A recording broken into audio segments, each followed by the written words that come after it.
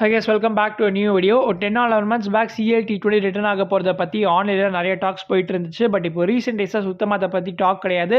நிஜமாவே இந்த வருஷம் CL T20 கிக் ஆஃப் ஆக போகிறதா இல்லையா அப்படிங்கிறத பற்றி இந்த வீடியோ டீட்டெயிலாக பார்க்கலாம்.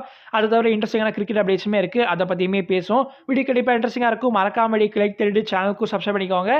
இப்போ வாங்க வீடியோ தெரிஞ்சுக்கலாம். இந்தியா அவங்களோட பிக்கஸ்ட் வின் இன் டெஸ்ட் கிரிக்கெட்டை நேற்றுக்கு ரெஜிஸ்டர் பண்ணியிருந்தாங்க. இந்தியாஸ் ஆப்கானிஸ்தான் மேட்ச் டே 3லே கம்ப்ளீட் ஆகிருச்சு. இந்தியா ஒரு இன்னிங்ஸ் அண்ட் 300 ரன்ஸ் மார்ஜினில் இந்த மேட்சை வின் பண்ணியிருக்காங்க.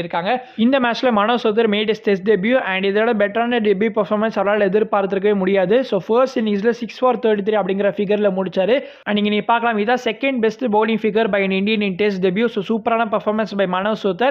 அண்ட் இது வந்து ஒன் ஆஃப் டெஸ்ட் மேட்ச் தான். So India the champions of this test series. But இந்த மேட்ச் வந்து WTC பாயிண்ட்ஸ் டேலியில் ஆட் ஆகாது. ஆப்கானிஸ்தான் WTC ப்ளே பண்றது கிடையாது, அவங்க டெஸ்ட் சாம்பியன்ஷிப்ல கிடையாது. ஸோ இந்தியா WTC 27 ஃபைனல்ஸ்க்கு தகுதி பெறுவாங்களா அப்படிங்கிறது நிறைய பேருக்கு ஒரு கேள்வியா இருக்கு இல்லையா? ஸோ அதை பத்தி பார்த்துலாமா? ஸோ இந்தியா வந்து இப்போதைக்கு கரண்டா 6th பிளேஸ் பாயிண்ட்ஸ் டேபிள் இருக்காங்க. என்னதான் இந்தியாவுக்கு இந்த சைக்கிள் இனிமே நிறைய டெஸ்ட் மேட்சஸ் ரிமைனிங்கா இருந்தாலுமே நம்மளோட குவாலிஃபிகேஷன் சான்சஸ் ரொம்ப ஸ்லிம்மா தான் இருக்கு. ஆஸ்திரேலியா அண்ட் சவுத் ஆப்பிரிக்கா தான் ஒன்ஸ் அகைன் ஃபைனல்ஸ் ப்ளே பண்ற மாதிரி இருக்கு. Last year India south Africa against ஒரு ஹோம் சீரிஸ் ப்ளே பண்ணியிருப்பாங்க. 2-0 அந்த சீரிஸை லூஸ் பண்ணியிருந்தாங்க. நிறைய பேக்லாஷ் கௌதம் கம்பீர் அந்த சீரிஸ்க்கு அப்புறமா ஃபேஸ் பண்ணியிருப்பாரு. ஸ்டேடியம்லேயே அந்த மேட்ச் முடிஞ்சதுக்கு அப்புறமா நிறைய பேர் பூ பண்ணாங்க அவரை பார்த்து. அண்ட் ஆன்லைன்லேயுமே வந்து நிறைய பேர் கம்பீரை சாக் பண்ண சொல்லிட்டு இருந்தாங்க. இனாகுரல் 2021 WTC ஃபைனல்ஸ் அப்போ வந்து இந்தியா நியூசிலாந்து ப்ளே பண்ணியிருப்பாங்க. அப்போ வந்து ரவி சாஸ்திரி இந்தியன் டீமோட ஹெட் கோச்சாக இருந்தார். அதுக்கப்புறம் 2023 வந்து ராகுல் டிராவிட் ஹெட் கோச்சாக இருந்தப்போ இந்தியா அண்ட் ஆஸ்திரேலியா வந்து ஃபைனல்ஸ் ப்ளே பண்ணியிருந்தாங்க. ஆனால் எப்போ வந்து நம்ம கௌதம் கம்பீர் வந்து இந்த இந்தியன் டீமை டேக் ஓவர் பண்ணாரோ அப்போலேருந்து WTC ஃபைனல்ஸ்க்கு நம்ம தகுதி பெறல. 2025 லூஸ் பண்ணிட்டோம். இந்த வருஷமும் மோஸ்ட்லி நம்ம போக மாட்டோன்ற மாதிரி தான் இருக்குது. இந்தியாவுக்கு அடுத்து வந்து border Gavaskar trophy next year இருக்குது. 5 மேட்சஸ் ப்ளே பண்ணுறோம், ஹோமில் ப்ளே பண்ணுறோம். ஒரு மேட்ச் வரை சென்னையில் வந்து ஷெட்யூல் பண்ணியிருக்காங்க.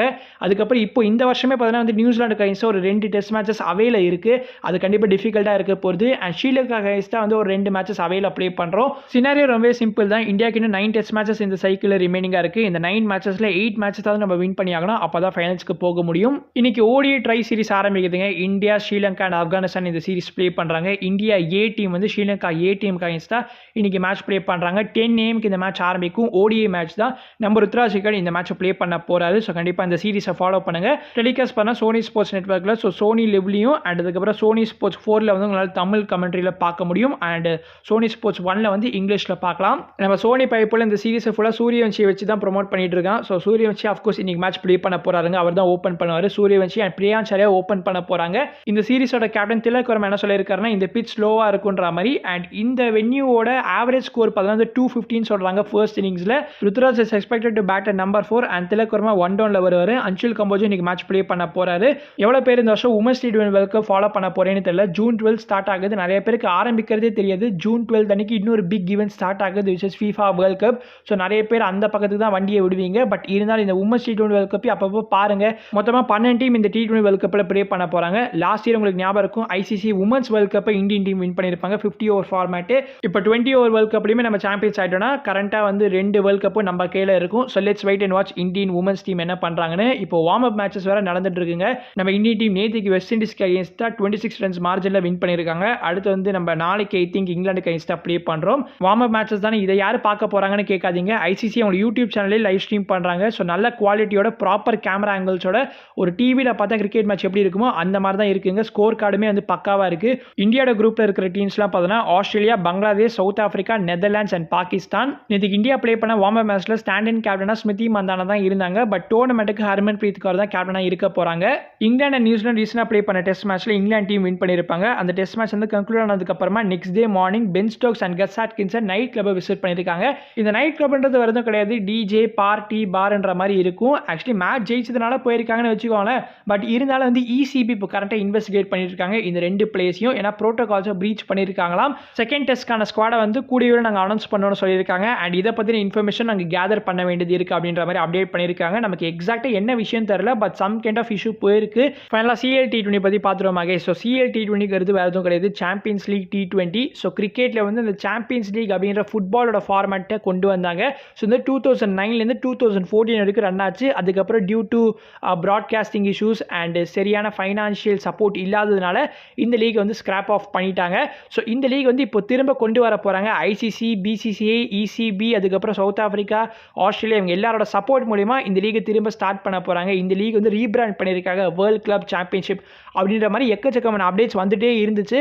But over a period of time யாருமே இதை பற்றி கவர் பண்ணல. அண்ட் இந்த லீக் பற்றின எந்த ஒரு அப்டேட்டுமே வந்து வெளியும் வரல. ஸோ நிஜமாவே இந்த வருஷம் இந்த லீக் ஸ்டார்ட் ஆக போகுது அப்படிங்கிறது தான் எல்லாருக்குமே இருக்கக்கூடிய ஒரு கேள்வி. சரி, பை தி வே எதுக்காக திடீர்னு இதை பற்றி இப்போ நீ பேசிட்டு இருக்க அப்படின்ற ஒரு கேள்வி உங்களுக்கு வரலாம். ஒரு ரீசன் கண்டென்ட் இல்லப்பா அப்படின்றது தான். அண்ட் இன்னொரு ரீசன் வந்து ட்விட்டரில் ஒரு ஆர்சிபி ஃபேன் ஒரு ட்வீட் போட்டிருக்காரு. அது செம்ம வைரலாக போயிருக்கு. அதனால தான் வந்து நிறைய பேர் இந்த CL பற்றி திரும்ப பேச ஆரம்பிச்சிருக்காங்க. நானும் ஏதோ ஒரு ஆர்டிக்கலில் தான் பப்ளிஷ் பண்ணியிருக்காங்க, அதுதான் வந்து இவர் காப்பி பேஸ்ட் பண்ணியிருக்காருன்னு நினச்சேன். பட் நான் செக் பண்ணி பார்த்தப்போ எந்த ஒரு வெப்சைட்லையும் இவர் போட்டிருக்கிறது பப்ளிஷ் பண்ணலை. ஸோ இந்த ஃபேன் என்ன சொல்லியிருக்காருன்னா, இந்த வருஷம் செப்டம்பர் மாதம் பார்த்தா வந்து tournament is expected to return with the backing of ICC and major cricket போர்ட்ஸ்னு சொல்லியிருக்காரு. இந்த டோர்னமெண்ட்ல எல்லா மேஜர் லீகோட டாப் 2 டீம்ஸ் வந்து குவாலிஃபை ஆவாங்களாம். அதனால IPL 26 ஃபைனலிஸ்டான RCB அண்ட் GT வந்து இந்தியாவை ரெப்ரசென்ட் பண்ணி சாம்பியன்ஸ் லீக் T20 வந்து ப்ளே பண்ணுவாங்க அப்படின்ற மாதிரி போட்டிருக்காரு.